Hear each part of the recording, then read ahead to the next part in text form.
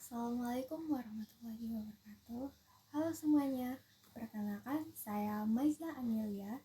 Baiklah, kali ini kita akan membahas konsep dasar geografi. Apa itu konsep dasar geografi? Belum tahu kan? Ayo kita simak. Nah, konsep dasar geografi. Setelah memahami dan menguasai prinsip geografi, ada konsep geografi yang harus dipahami oleh seseorang ahli geografi. Konsep dasar geografi adalah ide-ide basic yang digunakan untuk memahami dan menjelaskan berbagai peristiwa geosfer maupun gejala alam yang terjadi di permukaan bumi. Dengan memahami konsep-konsep ini, kita dapat menganalisis berbagai fenomena geografi dengan lebih kritis dan komprehensif, serta memberikan jalan keluar yang tepat untuk berbagai persoalan yang dihadapi bumi. Nah, yang pertama yaitu terdapat lokasi. Lokasi merupakan konsep melihat di mana suatu objek atau fenomena berada di permukaan bumi. Lokasi dibagi menjadi dua kategori, lokasi absolut dan lokasi relatif. Lokasi absolut adalah suatu tempat yang diamati dari garis lintang dan garis bujur, juga dikenal sebagai garis astronomis. Lokasi absolut tetap di tempatnya dan tidak dapat bergerak karena bergantung pada garis astronomis. Contohnya, lokasi Kota Malang adalah antara. Sedangkan lokasi relatif adalah lokasi yang diamati dari area sekitar.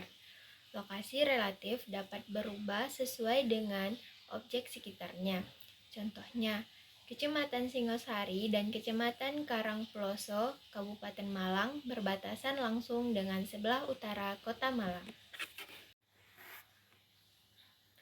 Kedua yaitu jarak.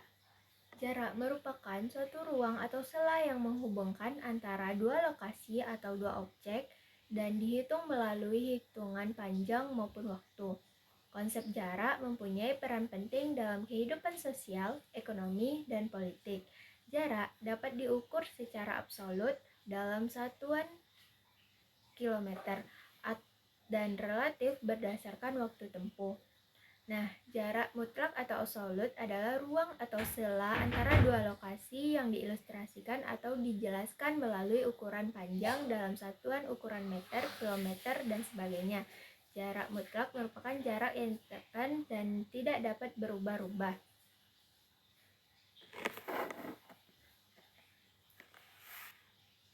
Sedangkan jarak relatif adalah ruang atau sela antara dua lokasi yang diungkapkan dari lamanya waktu perjalanan. Contohnya, jarak tempuh Kota Malang ke Kota Surabaya selama 2 jam melalui perjalanan darat. Yang ketiga yaitu morfologi. Morfologi mempelajari bentuk muka bumi seperti gunung, lembah, sungai, dan dataran. Morfologi dipengaruhi oleh berbagai proses geologi seperti erosi, sedimentasi, dan tektonik lempeng.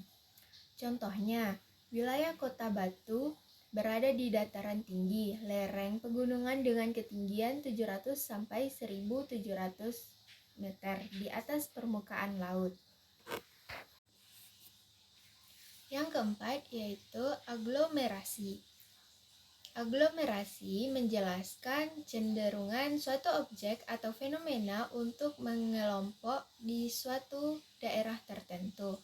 Aglomerasi dapat terjadi karena faktor-faktor seperti ekonomi, sosial, atau budaya. Contohnya, kawasan industri Surabaya Industri Estate Rungkut dibangun untuk memenuhi kebutuhan industri atau produktivitas di kota Surabaya. Selanjutnya yaitu interaksi dan interdependensi. merupakan suatu interaksi timbal balik antara berbagai fenomena geosfer. Fenomena ini saling dipengaruhi dan tidak dapat dipisahkan satu sama lain. Contohnya, pasar di Kota Malang memerlukan pasokan bahan mentah seperti sayuran dan buah-buahan dari beberapa desa di Pujon Kidul untuk memenuhi permintaan konsumen. Nah, selanjutnya yaitu diferensiasi area. Menjelaskan keunikan dan kekhasan suatu wilayah dibandingkan dengan wilayah lain. Diferensiasi area dapat terjadi karena unsur-unsur seperti iklim, topografi, sumber daya alam, dan budaya. Contohnya, masyarakat di daerah Kota Batu cenderung memakai pakaian tebal. Berbeda dengan masyarakat yang tinggal di pesisir pantai, itu sering memakai pakaian yang tipis. Yang ketujuh yaitu keterjangkauan. Konsep ini mengukur kemudahan akses ke suatu tempat. Keterjangkauan dipengaruhi oleh faktor seperti transportasi dan kondisi alam. Contohnya, harga perumahan di Permata Jingga yang berada di pusat Kota Malang lebih mahal dibanding dengan perumahan yang berada jauh dari pusat kota.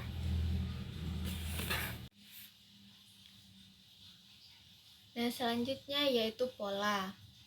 Pola menjelaskan persebaran fenomena geosfer secara teratur dan berulang. Pola dapat diidentifikasi dan dianalisis untuk memahami proses dan faktor yang mendasarinya. Nah, selanjutnya yaitu nilai kegunaan. Nilai kegunaan menjelaskan manfaat dan kegunaan suatu objek atau peristiwa geosfer bagi manusia. Nilai kegunaan dapat bersifat sosial, budaya, ekonomi, atau lingkungan. Nah, selanjutnya yang terakhir yaitu ada keterkaitan keruangan. Konsep ini menjelaskan bagaimana fenomena geosfer saling terkait dan mempengaruhi satu sama lain dalam suatu ruang tertentu.